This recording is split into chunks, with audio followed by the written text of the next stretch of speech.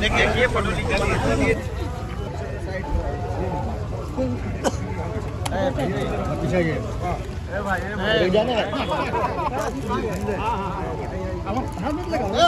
आराम से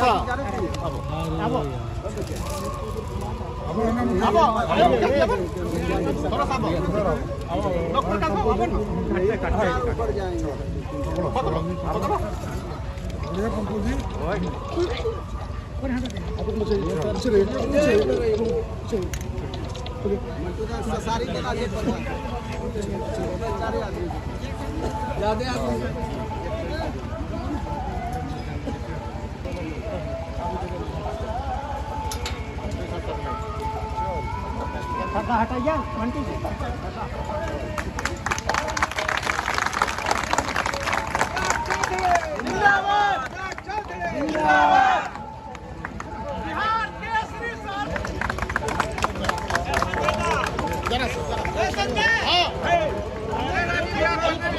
विधायक जी भैया मेरा कैमरा अपना लेने भाई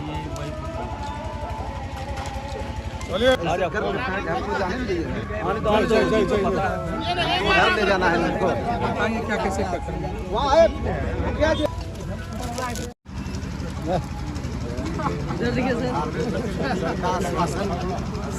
सारे करवा रहे हैं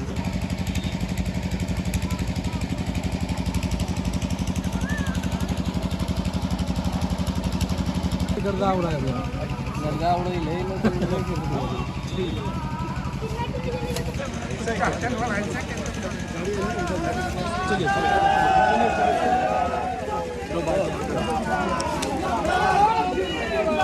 सम्राट चौधरी सम्राट चौधरी सम्राट चौधरी सम्राट चौधरी सम्राट चौधरी इसके ऊपर आगे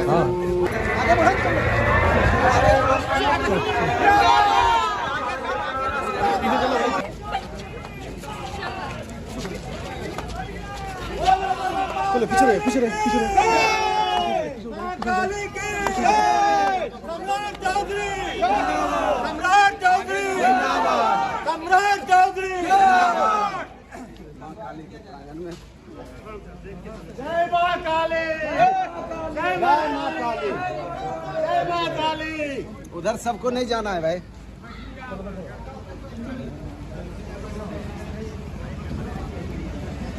चलिए हम लोग अंदर बाबू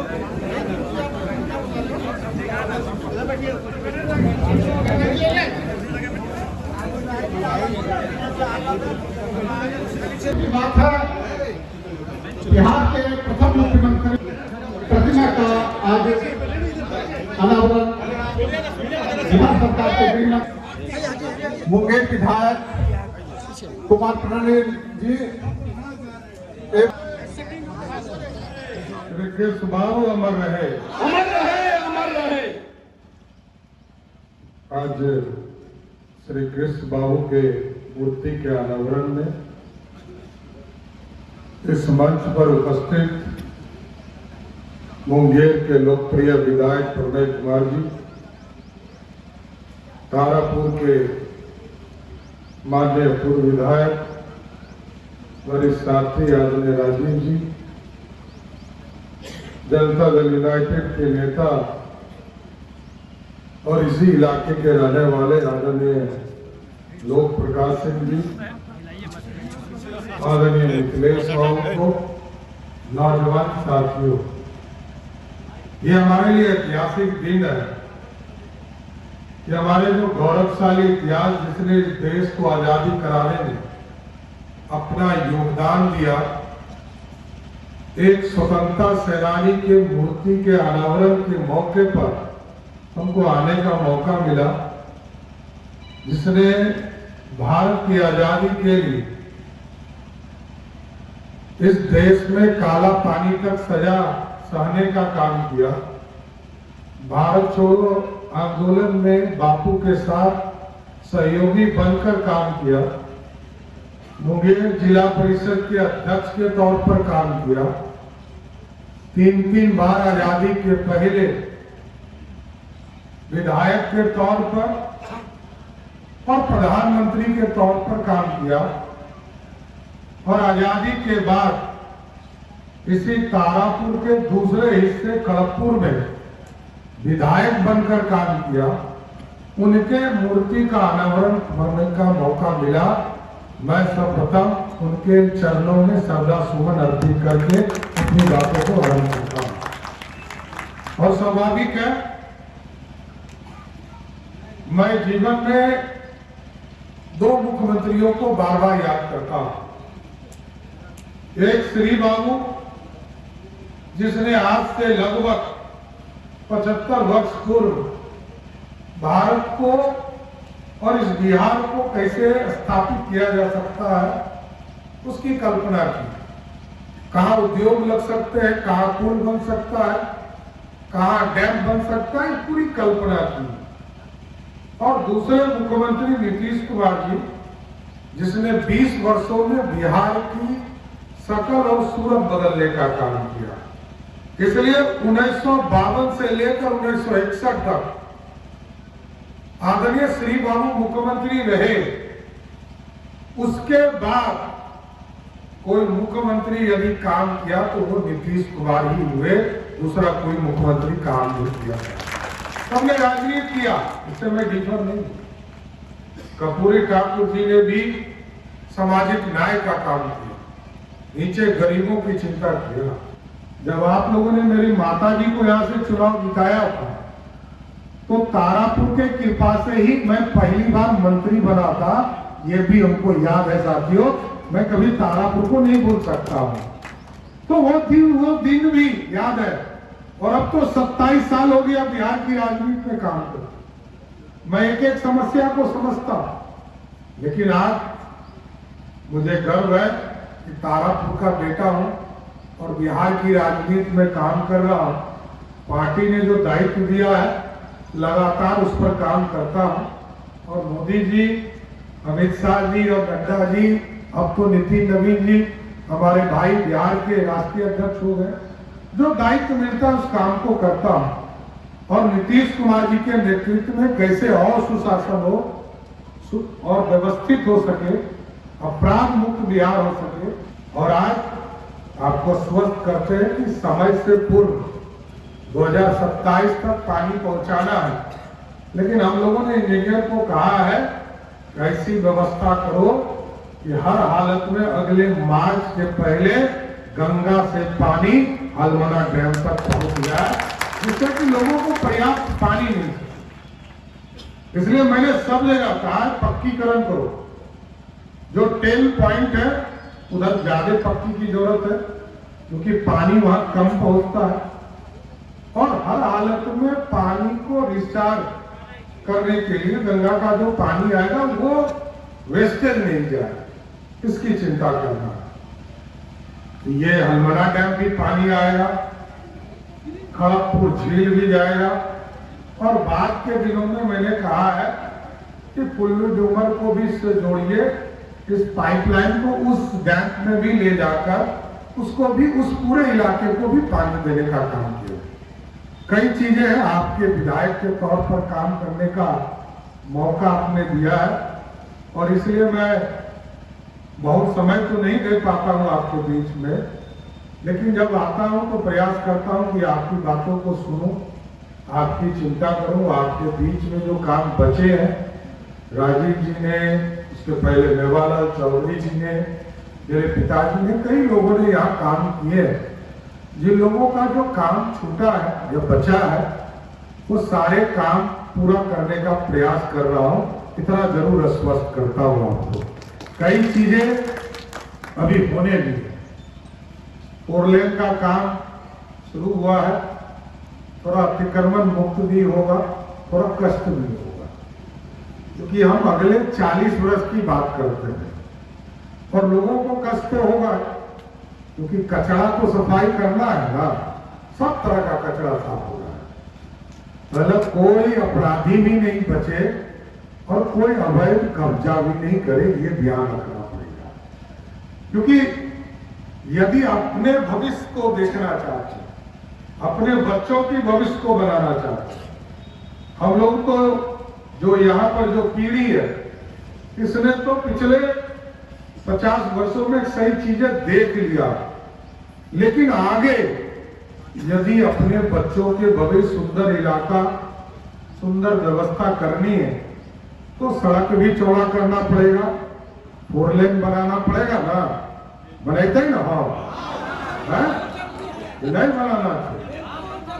अब तो बगल में 6 लेन भी ला रहे हैं, पता है ना आप लोगों को, हल्दिया रक्सौल भी ला रहा है, और इसके बाद रेलवे भी आएगा, सुल्तानगंज के देवघर इस इलाके में रेलवे भी आएगा, और इसके बाद इंडस्ट्री भी लाना है।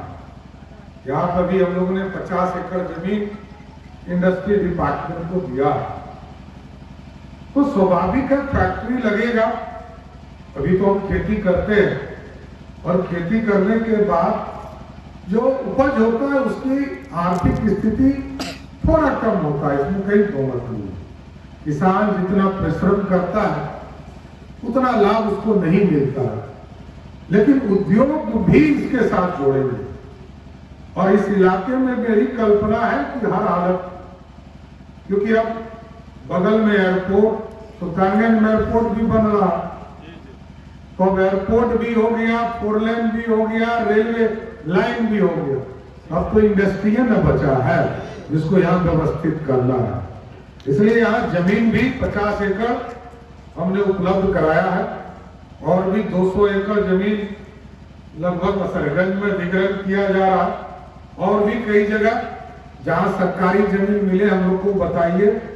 हम लोग तो चाहते हैं कि हर हालत में आपके यहाँ और इंडस्ट्री लगे, क्योंकि जब तक इंडस्ट्री नहीं लगेगा तब तक लोगों को बाहर जाना पड़ेगा।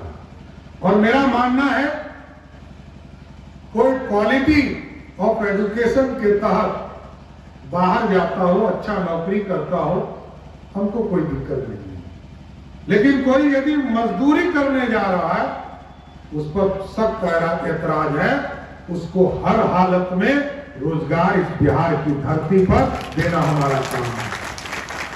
और बिना वोट मांगने गए आपने वोट दिया है, इसके लिए भी मैं विशेष तौर पर आपका आभारी हूं। मैं तो सड़क ही से ही गुजरा था, आपने इतना स्नेह प्यार इस बेटा को, भाई को दिया है कि मैं इसको जीवन भर भुला नहीं सकता हूं। और आपने सब रिकॉर्ड तोड़ दिया।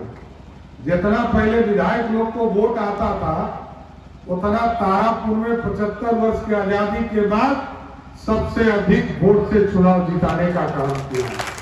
इसलिए आपके एक एक सपने को साकार करना, एक एक चीज को स्थापित करना। और हमें पता है हमारे विधानसभा में 5 प्रखंड है, और 5 प्रखंड में एक तो असरगंज में हम लोगों ने डिग्री कॉलेज खोल दिया है, लेकिन संग्रामपुर और टेटियाबंद इस 2 प्रखंड में हमारे पास डिग्री कॉलेज नहीं है। तो इसी वित्तीय वर्ष में दोनों जगह पर डिग्री कॉलेज खोलूंगा, जहां की अब बच्चों को बाहर पढ़ने के लिए नहीं जाना, यहाँ व्यवस्था देंगे। कई स्कूल से उसको भी ठीक करना है। कौवा का स्कूल है, इसको हम लोगों ने पीएमसी में चिन्हित किया है, 1 करोड़ 14 लाख रुपया उसको उपलब्ध करा रहे हैं। कुआगढ़ी के जो स्कूल है, हाई स्कूल है, उसको भी 1 करोड़ 14 लाख रुपया अभी हम लोगों ने स्वीकृत किया है। तारापुर के आदर्श विद्यालय को दिया है, खड़गपुर के हाई स्कूल को दिया है। कई जगह है जहां पर इसकी व्यवस्था की जा रही है, जहां क्वालिटी ऑफ एजुकेशन, अब तो टेक्नोलॉजी पर दुनिया है। हम पहले सोचते थे जो लोग मैट्रिक पास करता है 60 के जमाने में वो बड़ी बात थी, फिर वहां की इंटर पास कौन करता है वो बड़ी बात थी। बाद के जमाने में 90 के समय में लोग ग्रेजुएट होने लगे तो बड़ी बात है। आज के दुनिया में यदि कोई इंटरनेट और मोबाइल और पूरा सोशल मीडिया से जुड़ा नहीं है तब तक उसको इंटेलेक्चुअल नहीं मानता है। अब तो दुनिया बदल रहा है और इसलिए बदल गया कि आज यदि प्रधानमंत्री जी दिल्ली से बोलते हैं तो 5 मिनट में उन्होंने क्या आदेश किया कि रामपुर चौक पर 5 मिनट में पहुंच जाता है।